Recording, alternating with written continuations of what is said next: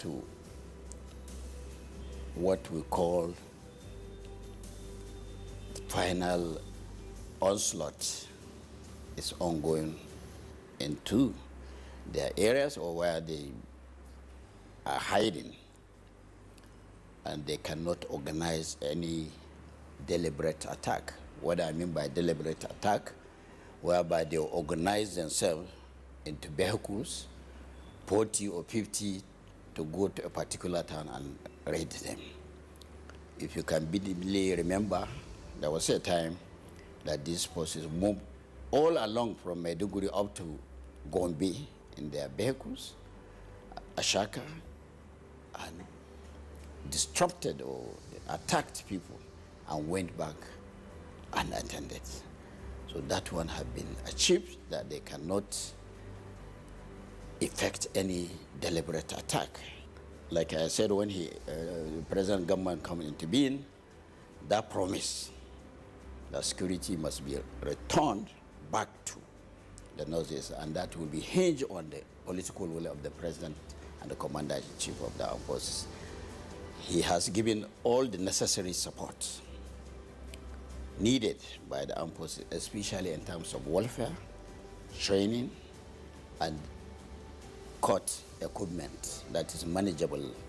Because if you look at our budget, in fact, go through the previous budget for the first 10 or 6 years, you will see that from the time he came into being, we had the least, within the period under review, the Ministry of Defense budget is is least within these 2 years of his coming. Initially, before the present administration came into being, soldiers were dropping their rifles and running away for their life because they don't have enough. There is no how you can fight an enemy that is stronger than you and you believe you can win him. So the morale initially will never be there.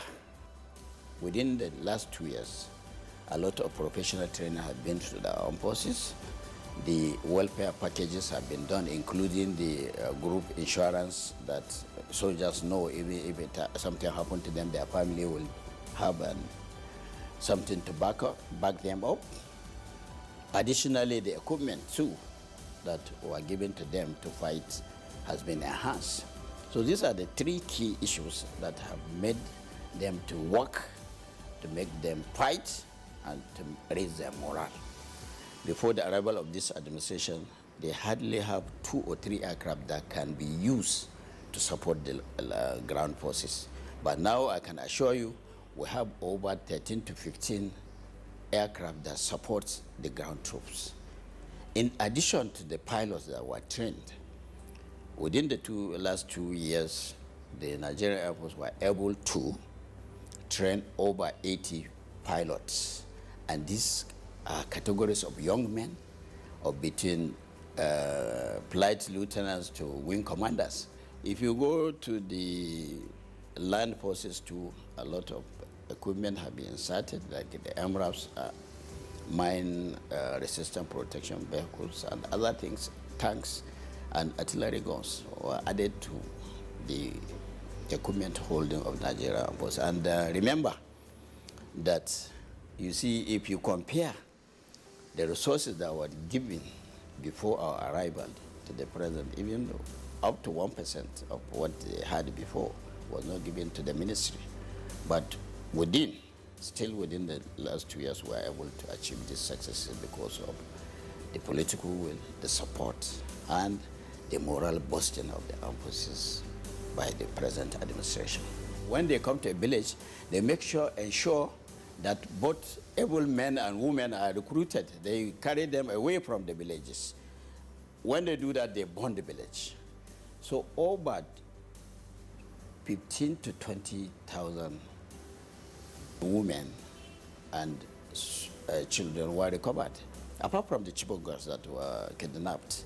And we were able to recover about 106 of them. Of recent, the last one that made the 106, we had 105 before.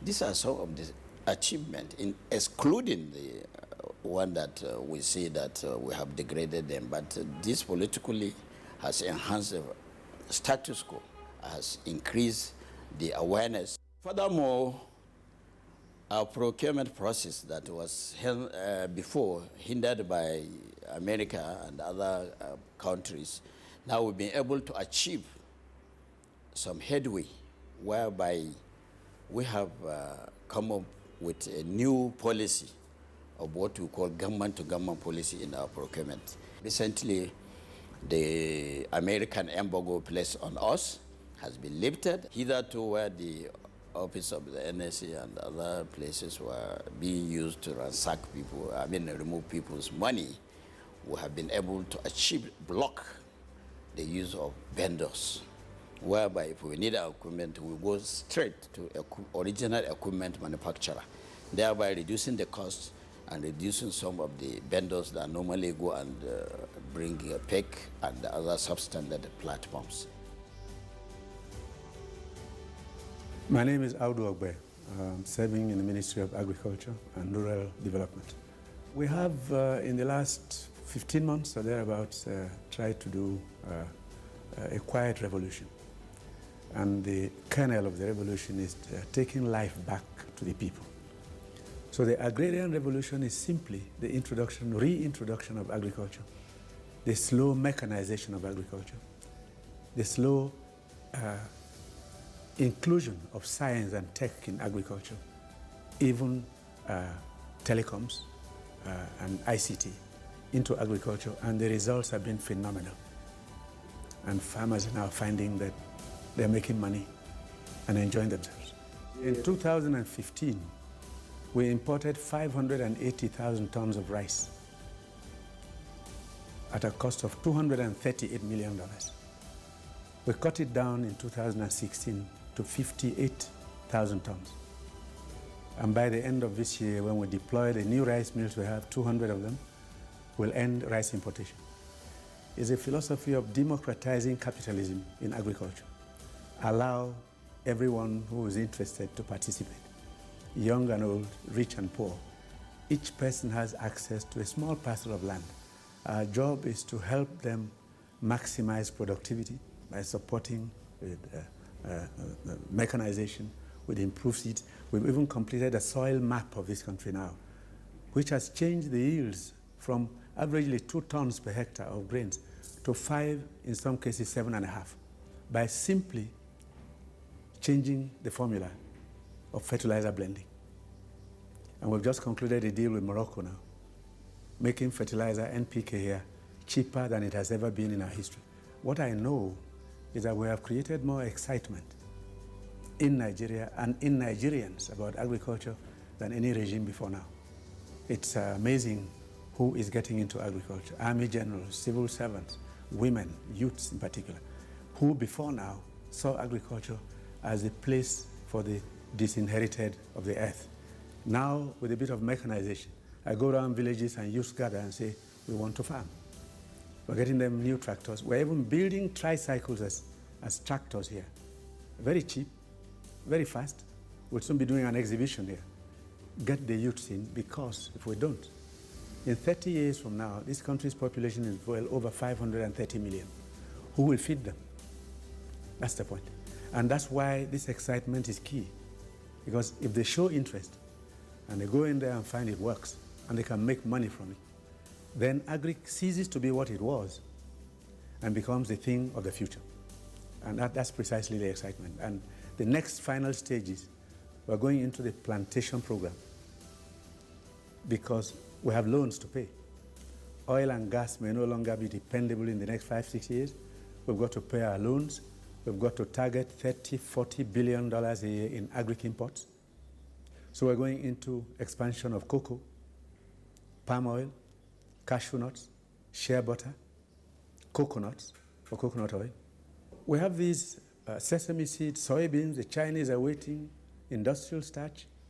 We're even going into olives in the far north, even cactus in demand in Japan. All of these will be put on the program. So this country can have a certain quantum of dollars to meet its debt obligations from agriculture. We are talking about jobs for nearly 40 million people in the rural areas.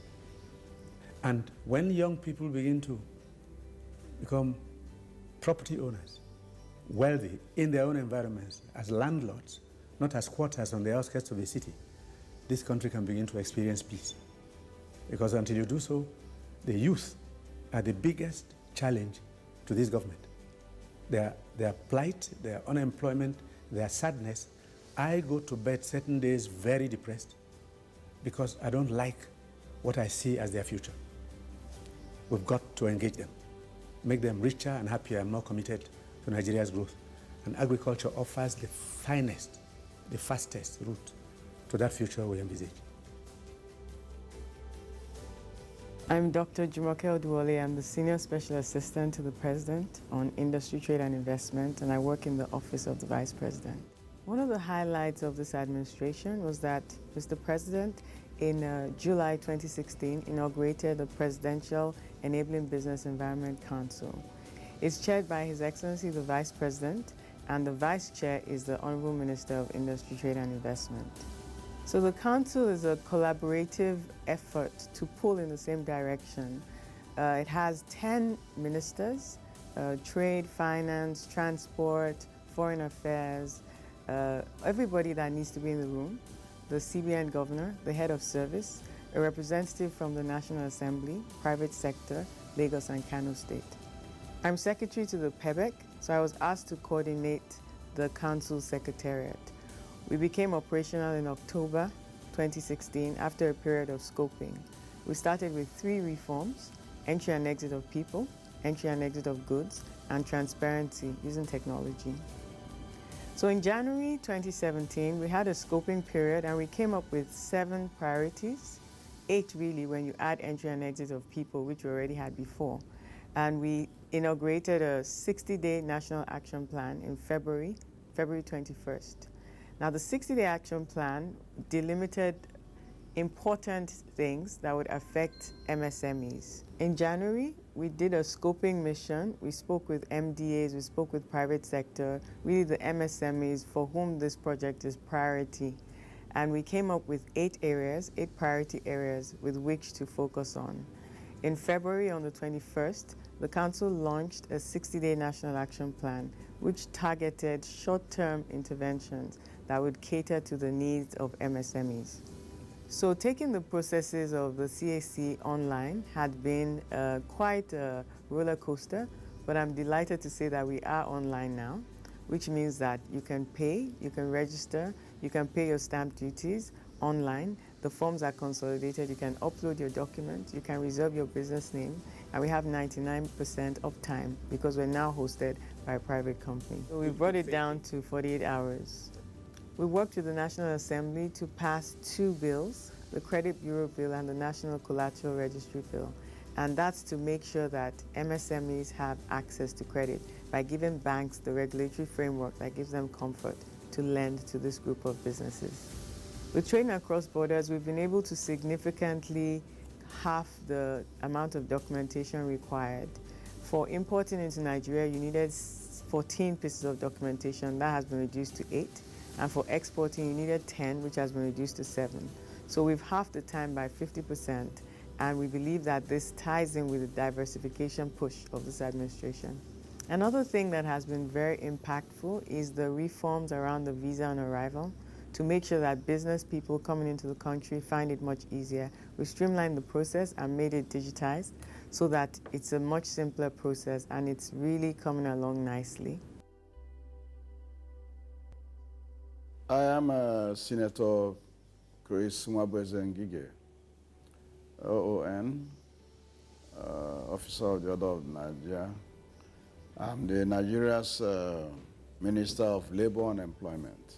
We moved into the oil sector, which was most adversely affected by the militancy. And so oil companies were no longer prospecting. They were no longer even at a point exporting.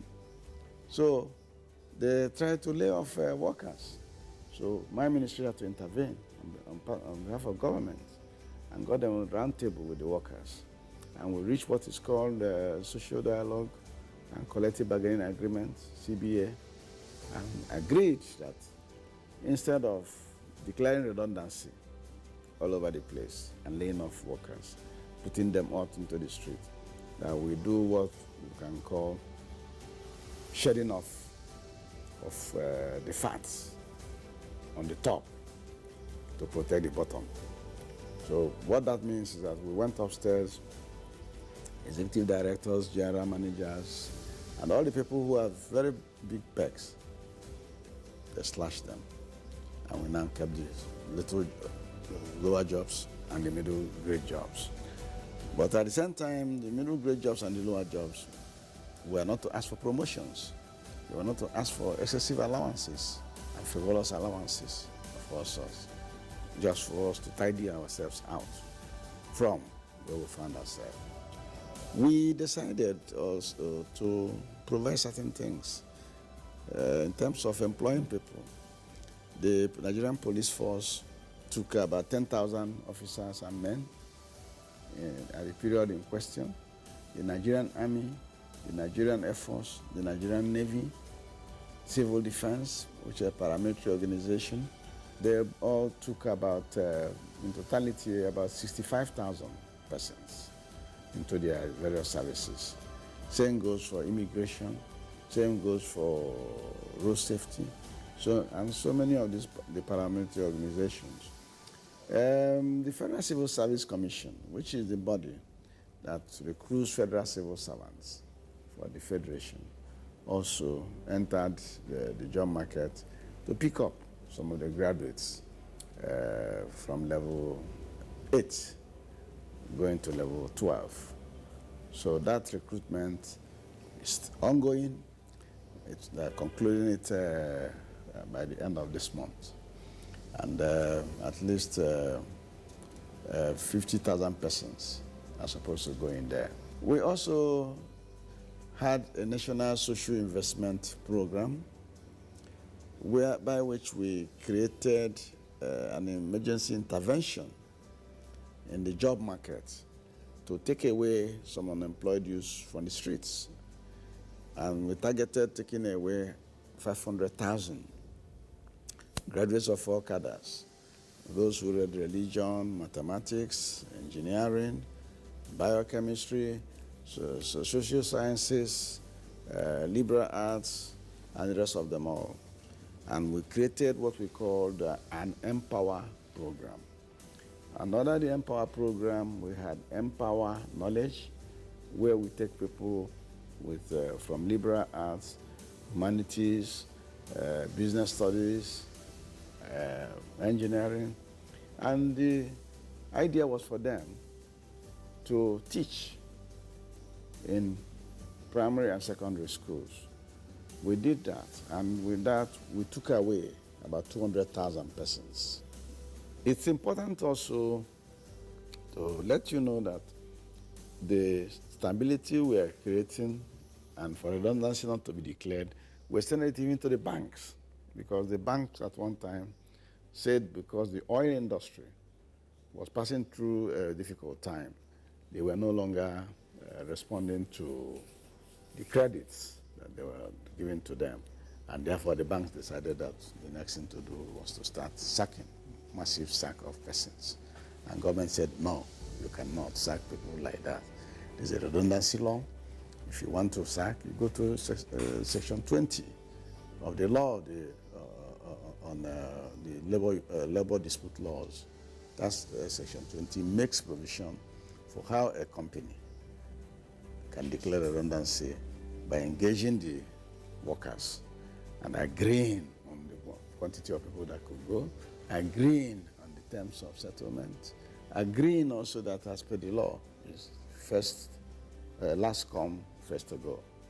So these are the issues, and when we did that, it was a soothing effect on that, and we reassured the companies, the banks, that if you declare profit and you show books that show you're not in distress, that you're not in a loss, we don't see why you should be laying off people. Job creation is a multifaceted situation. It runs across many sectors. Government is not the only creator of jobs. As a matter of fact, more jobs are created in the private sector. My name is Kayode Fahimi. I'm Minister of Mines and Steel Development in Nigeria. The logic for us is very simple. We don't believe that we can do mining successfully without the community's involvement. And whether it's coal or it's gemstone or it's iron ore or bitumen, you name it, what our law stipulates is that the communities must give consent to the prospective investor in order for us to provide the legal instrument for the investor to invest. Coming down to the question of how we structure the engagement as a win-win product for both governments and the people. If we were to take steel, our moribund steel plant, the popular Jalkuta steel plant, one of the critical steps we've taken in the last 1 year was to retrieve it from the litigation that it's been embroiled in before we came into office. And part of what we're doing is not to let go of it lock, stock and barrel, but to put it in a concession to a proven institution that has the financial capacity, that has the technical capacity to make it work for the people. And what do I mean by work for the people? To employ the number of people that would significantly impact the sector. The steel sector is a very critical sector to manufacturing and industrialization. As a matter of fact, it's its bedrock. Currently, we utilize in Nigeria somewhere in the region of about 7 million metric tons of steel and associated products. And we produce just about 2.8 million metric tons, mostly from scrap metals. Yet we have the potential to produce liquid steel, which is what that plant is about. And once we do that, we can put all of our iron ore reserves to direct use and then reduce importation in the sector, thus creating more jobs, thousands of jobs, literally, in the steel sector, not to mention moving to not just light manufacturing, but even heavy manufacturing. And if you look at the latest Q1 National Bureau of Statistics report that just came out 2 days ago, it points to the trajectory. Even though we're still in a recession, the sector, one of the key sectors growing is the mining and metal sector. So that just tells you the potential we have in the sector and why we need to build on it. It's a long-term sector, unfortunately, and the political calendar does not quite align with the reform calendar in the mining sector because of the gestation period that is longer than the political calendar. But the challenge of this is to ensure continuity, which is why for us as an administration, we have not jettisoned what we found when we came, even though it's been limited, particularly in its concentration on mining. We're building on it, be it the laws, policies, guidelines. We're building on it by increasing access to finance. That's an area that nothing has really been happening in this sector. The president approved 30 billion intervention fund. We've just gained a major grant of $150 million in the sector. In a couple of days, I'll be swearing in the board, the governing board of the Solid Minerals Development Fund, that is meant to even generate additional funds from the private sector, working with such institutions as our Sovereign Wealth Investment Fund, because this is a sector that is so capital intensive. And if you do not have people who are able to put in resources there that would enable us gain the confidence of the investors. And I'm not talking of FDI alone, I'm also talking of DDI, direct domestic investment now, in which SMEs that are in mining can gain some support from us once they can demonstrate proof of concept that they're moving from exploration to actual mining production. It's got to be that. So there has to be a synergy amongst all of our various vehicles, we're working with Minister Mechi on transportation, because many of the mines that we have require transport infrastructure. We're working with Minister Fashola on linking the inaccessible mines to the main roads. And that's an economic growth initiative. It's not just a road development initiative. And the people must get the connecting threads in order for them to appreciate that longer term agenda that we have. It's exporter of cement products. And it is the same limestone deposit that we've always had. Even in addition to that, Lafarge is opening a big factory in Calabar, Unisem. Buhari is doing its own in Sokoto, expanding the CCNN that is in Sokoto. There are new, smaller cement plants that are also developing, because this is still not a fully saturated sector. And it demonstrates the market that we have internally before we even talk about satisfying external markets. So it's a three-phased process. They're integrated, they're not discrete, they're integrated, but for us, they are prioritized. Because part of the greatest challenge we face in mining is that we're not even seen as a mining nation. We may be minerals rich, but we're not a mining nation like South Africa, like DRC Congo, like Ghana next door, even Tanzania. Yet, the resources we have may very well outweigh what they have in those places, but because they don't have oil. Oil has totally damaged, if you like, the huge potentials that we used to have in mining. People forget what we used to be as one of the largest tin columbite producer in the world, or what led to the development of the coal city in Enugu. Ensure that our large constituency of small-scale artisanal miners are better organized to derive the benefits that come from mining.